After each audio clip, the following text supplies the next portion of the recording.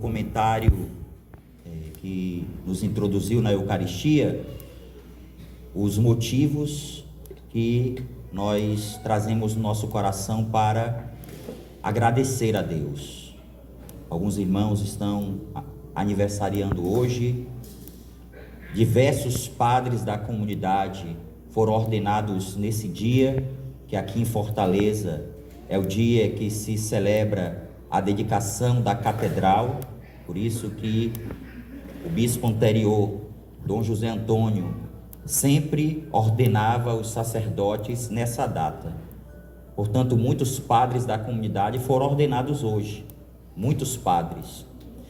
Eu estou completando 10 anos de sacerdócio, mas isso daqui a pouco eu falo. Eu quero, em primeiro lugar, situar um pouco, nos situar na liturgia desse dia, o quarto domingo do Advento. O Advento é um tempo muito curto, como nós sabemos. Em 4 domingos, nós nos preparamos, recordando que Jesus vai voltar. Por isso que no nosso coração, deve existir sempre esse clamor que nós cantamos no canto de entrada: Maranata, vem Senhor Jesus. A igreja, a esposa de Cristo, deseja encontrar o seu esposo. A igreja de Cristo, ela foi criada para um dia viver essa comunhão plena com o seu esposo. Nas liturgias passadas, eu me recordo que eu dizia que as Sagradas Escrituras, ela começa com o matrimônio de Adão e Eva, e ela se conclui no Apocalipse, no último capítulo do Apocalipse, ela se conclui com um matrimônio. O matrimônio de Adão e Eva, o matrimônio do Cordeiro e sua esposa, que é a igreja, que somos nós.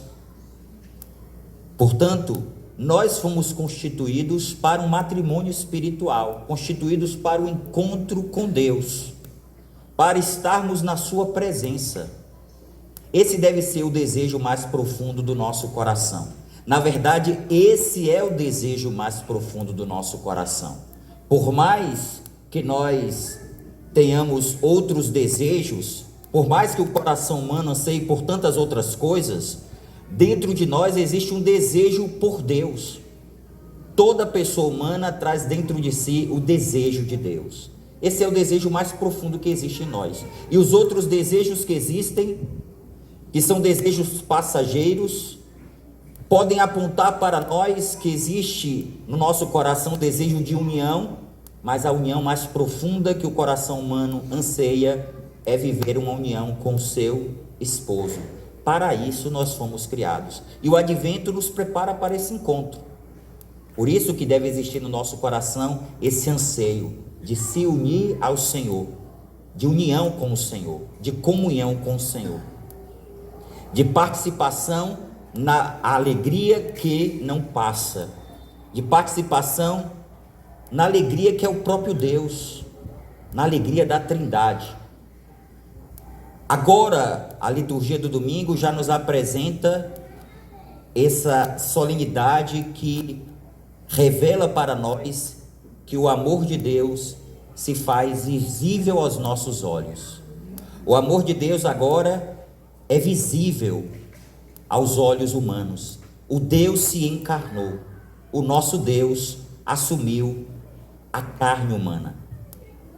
Não existe nenhuma religião que expressa de modo tão concreto o amor de Deus como a religião cristã. Deus se fez carne. As outras religiões, vocês sabem, a palavra religião significa religar. As pessoas e as práticas religiosas, elas tentam de algum modo criar essa relação de comunhão, de busca de Deus.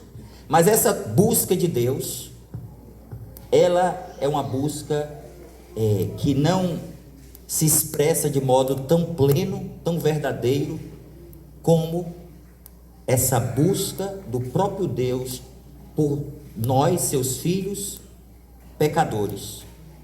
Não foi o homem, não é o homem que deve ascender a Deus.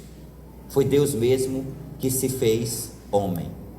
Não é o homem que deve tentar subir, como aquele relato bíblico que nós conhecemos, da Torre de Babel, a pretensão do coração do homem de querer subir e chegar aos céus. É uma pretensão vã, essa pretensão do homem de querer chegar aos céus por conta própria.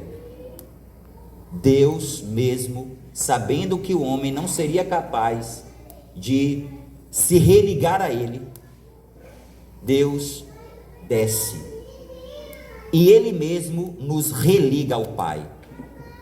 O próprio Deus, a segunda pessoa da Santíssima Trindade, desce para, ao assumir uma carne e mostrar para nós o seu rosto, esse Deus assume a vida do homem e redime a vida do homem e eleva a nossa humanidade para o céu.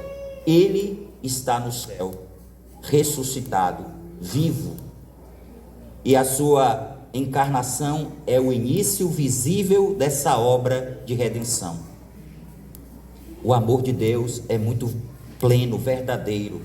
O amor de Deus é visível. Deus nos ama visivelmente. Deus se revela para nós. Deus revela o seu amor.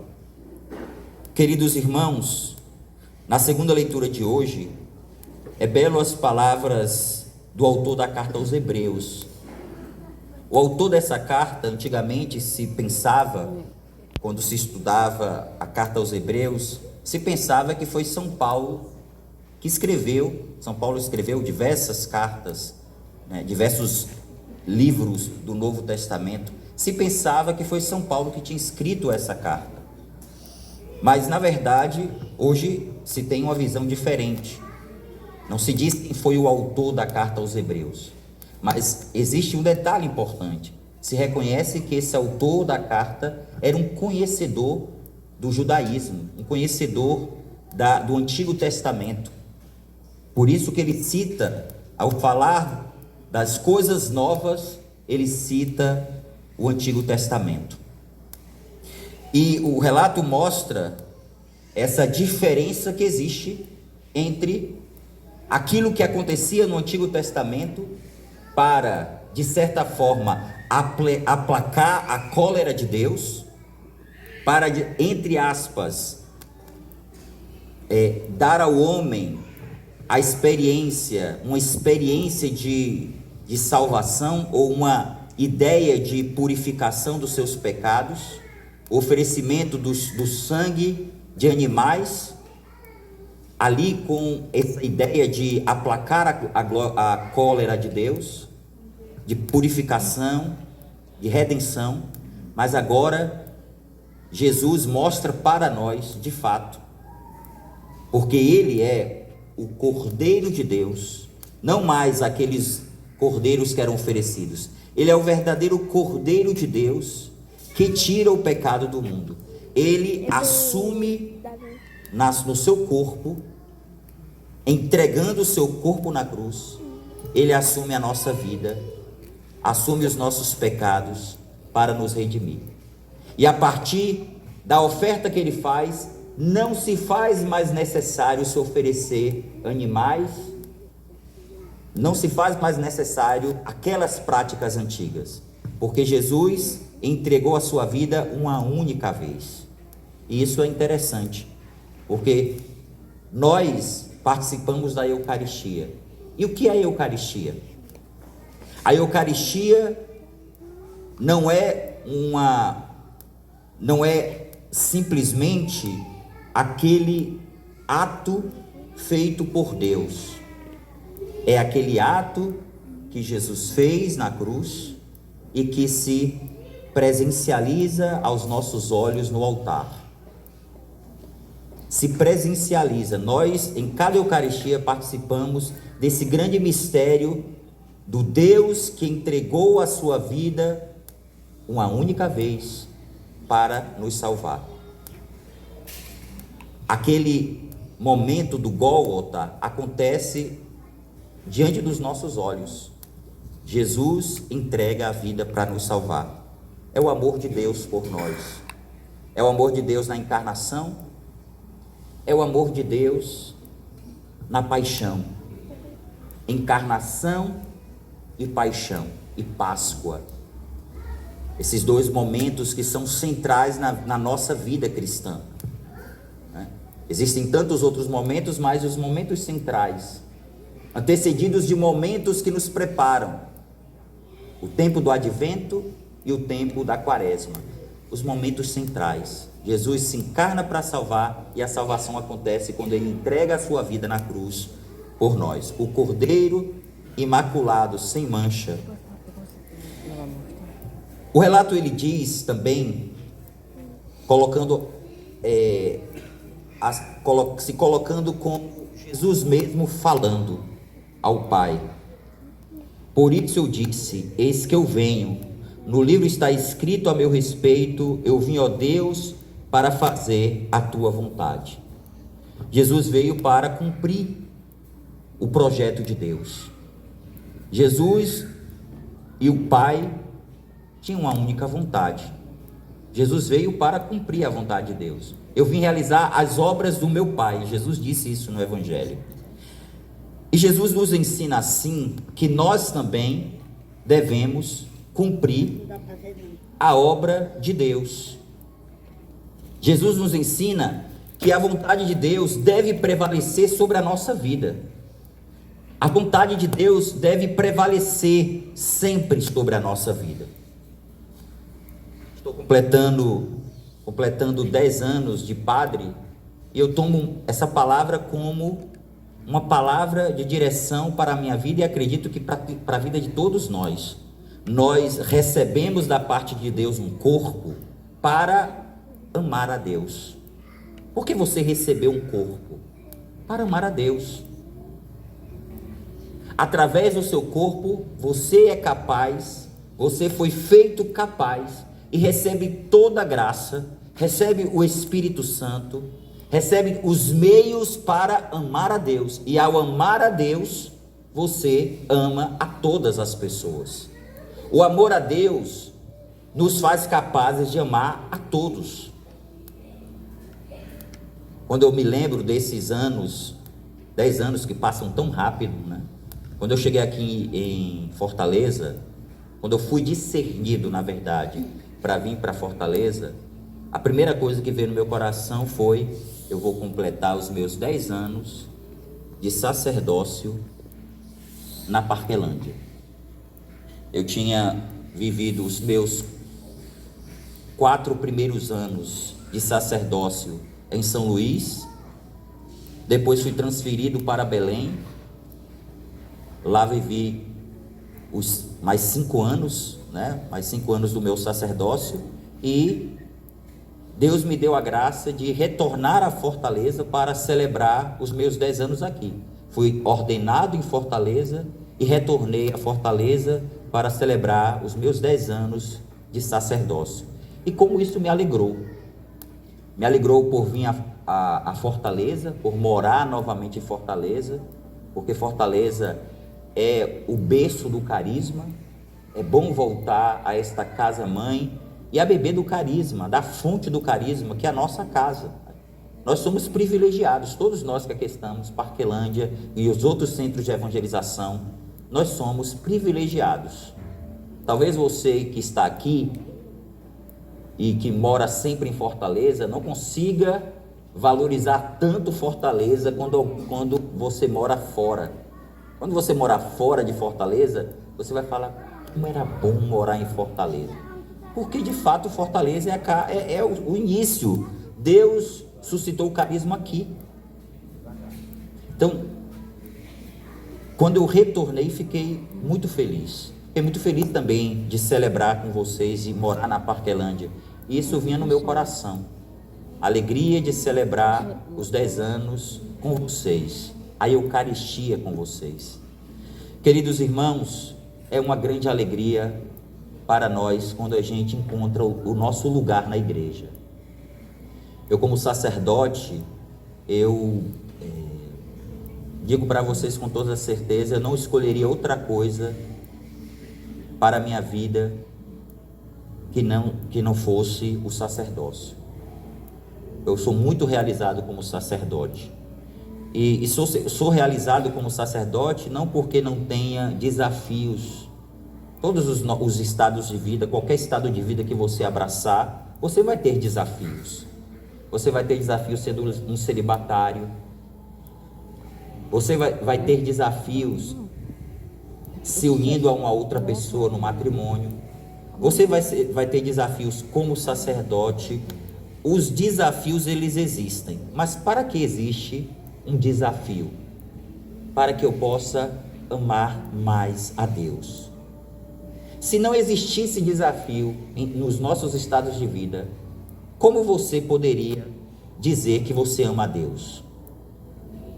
Você ama a Deus de modo concreto, se ofertando a Ele, amando a Deus nas pequenas e nas grandes coisas que Deus te permite viver. Então, como sacerdote, ao longo desse tempo fui aprendendo, acertando e errando, como é a nossa vida, né? É interessante que a gente sai do seminário, aprendendo sobre filosofia e teologia, mas aprender a ser sacerdote, a gente aprende sendo sacerdote, né? Na vida com as pessoas, aprendendo a escutar, aprendendo a ter paciência, às vezes reconhecendo que não tem paciência. Nós vamos tocando muito no grande mistério da nossa fragilidade humana, mas em tudo isso Deus nos escolheu.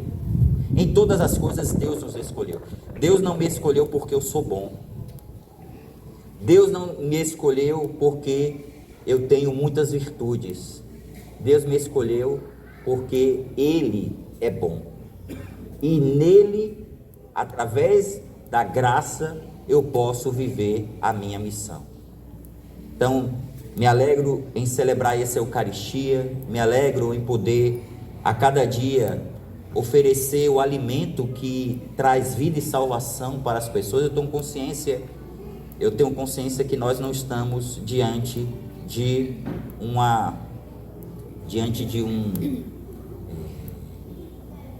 algo ilusório. Eu acredito no que eu celebro. Eu acredito que Deus me constituiu sacerdote e que Ele me deu graças especiais, me fez um homem com toda a sua debilidade e fraqueza que se coloca a serviço. São João Paulo II, ele diz que o sacerdote, ele define o sacerdote de duas formas. O sacerdócio é dom e mistério. Dom e mistério. Quando é que eu serei capaz de compreender o que de fato Deus fez de mim? Quando eu chegar no céu. É um mistério, excede a compreensão humana. O sacerdócio é um grande mistério. E é um dom. Ou seja, é algo imerecido. Eu não tenho mérito nenhum disso. Quando nós recebemos o dom, deve gerar no nosso coração uma grande gratidão, porque a gente não tem mérito nenhum. O que nós temos, na verdade, nós somos privilegiados, porque Deus poderia ter escolhido a tantas outras pessoas, mas Deus escolheu a mim. Então, queridos irmãos, eu me uno e me alegro em poder celebrar essa Eucaristia com vocês. E conto muito com a intercessão de vocês para cada dia corresponder à vontade de Deus. Vocês sabem que os ministros de Deus, os sacerdotes, os bispos, o Papa, aqueles que estão à frente da igreja, são os primeiros que são alvos, né, de Satanás. O demônio muitas vezes quer nos afastar do projeto divino. Quanto maior você assume uma responsabilidade na igreja, mais o demônio vai tentar afastá-lo desse projeto divino. Porque Deus vai agir através de você. Deus que é poderoso vai agir através da sua vida, da sua oferta. Quando a gente olha para a vida da comunidade hoje, por que a comunidade cresceu?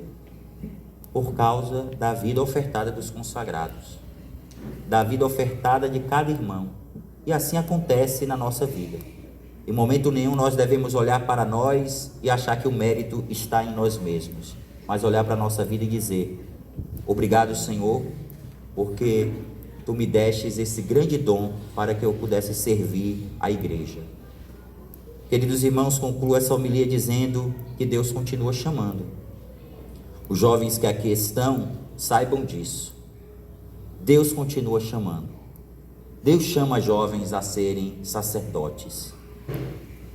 A vida da igreja exige que homens estejam abertos, jovens estejam abertos a escutar a voz de Deus e abraçar a voz de Deus. Coloque-se diante de Deus. Coloque-se diante de Deus. Queira e saiba disso. Eu digo com toda certeza. Eu sempre digo isso com toda certeza. Não existiria nenhuma mulher a me fazer tão feliz como Deus me faz feliz, porque Deus me chamou a ser sacerdote. Então não pense que você será um infeliz porque você é um sacerdote, porque você não tem uma esposa. Você tem uma esposa, a igreja, e essa esposa, ela exige de você muita oferta. Eu não tenho dúvida que se eu tivesse realmente uma esposa, eu não ofertaria a minha vida como eu oferto uma esposa, né, uma mulher, para dividir uma vida. A minha vida como sacerdote é uma vida toda ofertada à igreja, esposa de Cristo, e isso me faz feliz. E ofertar as potências do meu ser me faz feliz. E ofertar toda a potência da nossa vida é um sinal de que realmente nós amamos a Deus. É fácil a gente dizer: eu amo a Deus sobre todas as coisas, e quando Deus começa a pedir algumas coisas, você não quer ofertar a Ele. Amar a Deus sobre todas as coisas é, na verdade, dizer: eis-me aqui, eis-me aqui. Tu queres de mim que eu seja sacerdote? Eis-me aqui, e eu quero te amar. E você poder colocar todas as potências do seu ser, os seus afetos, a sua sexualidade, tudo que você traz dentro de si. Tem muitos irmãos aqui que são chamados ao matrimônio, são casados, celibatários. Que Deus possa dar a vocês também essa consciência. Não importa o seu estado de vida, o que importa é que o seu corpo foi dado a você, um corpo para que você pudesse amar a Deus em primeiro lugar e amar a todos aqueles que Ele colocou na sua vida, a todas as pessoas que fazem parte da sua vida, a humanidade inteira. Que Deus nos dê essa graça, para que assim nós possamos viver a nossa vocação, a vocação de amar em primeiro lugar aquele que nos amou e entregou a sua vida por nós. Louvado seja nosso Senhor Jesus Cristo.